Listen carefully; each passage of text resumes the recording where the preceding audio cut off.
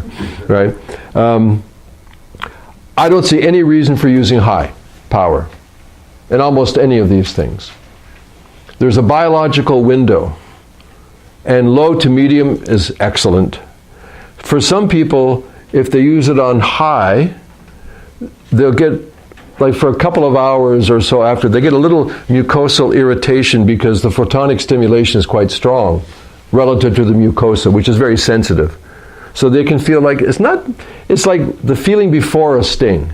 It's like a little, like slightly irritated, right? Those are the three things that may happen. It's a low-level laser. Don't look at it because it's a low-level laser. Everybody knows that. Other than that, it's I use it frequently when I'm doing a session on a person, partly because it's cool. But if a person is either some amount of debilitation because of a condition they're suffered, regardless of their age, or if they're 40 or older, the signaling demands from the neurolight are easily matched by the supplemental ATP being generated at that time. So there's no demand that the person experiences from the signaling because it activates the brain into higher levels of activity. And that signaling activity requires ATP. The job of a nerve cell is to conduct a signal. To conduct the signal, it needs energy. It gets that energy from ATP.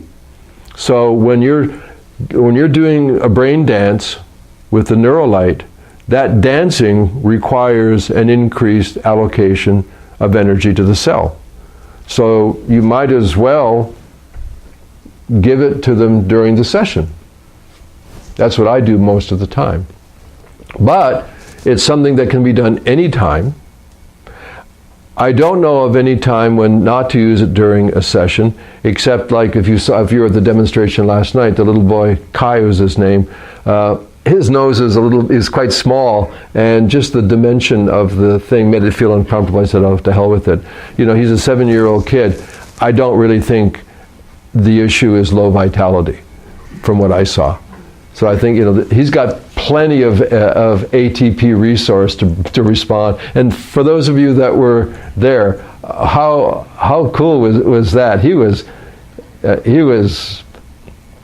like, this is amazing. This is the most amazing thing I ever saw. Oh, I like it. Clouds, triangles. Yeah. Oh, I see triangles and blue ones and dots and lines and I said, this is what happens in your brain all the time. You just don't see it.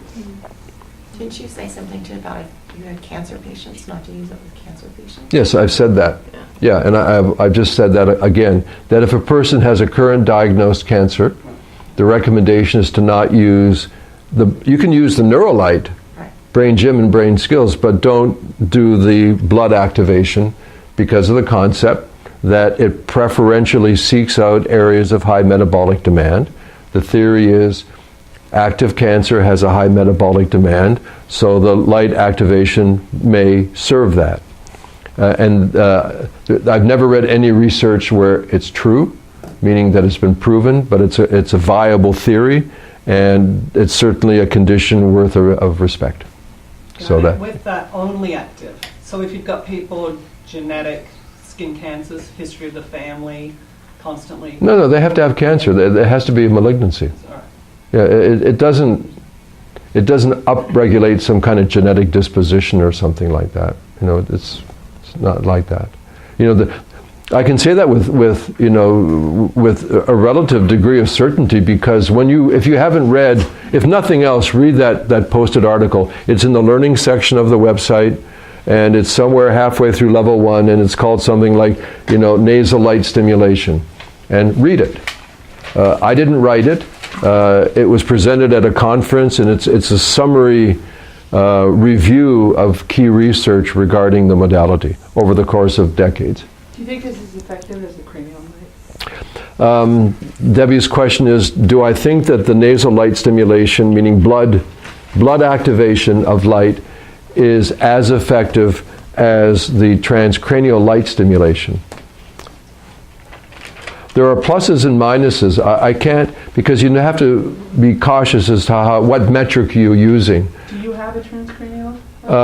I have a lot of devices. I have some low-level lasers You that don't use it, you use this one instead? I use this mostly, but I have another one that I can just move around on my head, and it has a lot of, it's extremely high powered, so I wouldn't recommend it. For you. Yeah. Prozac. But to finish the point that about that, because they both have benefit, they have similarities, they both benefit the brain, and that's what we're talking about primarily with neuroplasticity. The fact that this is not activating the blood as a transport agent, that it's going into the nerve cell, means that the global benefit of putting it into the blood is very small. So when you put it into the blood, in this case via the nasal passageway, the first, as I say, after it goes through the lungs, the first pump is into the brain, but into the three-dimensional brain as opposed to this outer surface of the brain. Plus, kind of like whatever's left over is going through the body, and anything that needs it, like for, lipid metabolism or blood pressure or micro or anti-inflammatory processes, those are being served because of the blood delivery, where the one in the head has a very limited activation of the blood. So, in a perfect world you'd have both, and you could use them kind of alternately depending. But in a practical world, my choice is the body-wide, into the brain, inexpensive, portable blood stimulation. I think it wins on the practical level. Paula first, then Sonia. Naya? Sonia? You. Sorry. Yes? Question? Oh, We're good. go ahead. No, it was you. It was. This is from way back. Prozac and other antidepressants. Yes. Can people who are on them use the brain food and lower their dosage? Is there any study on that?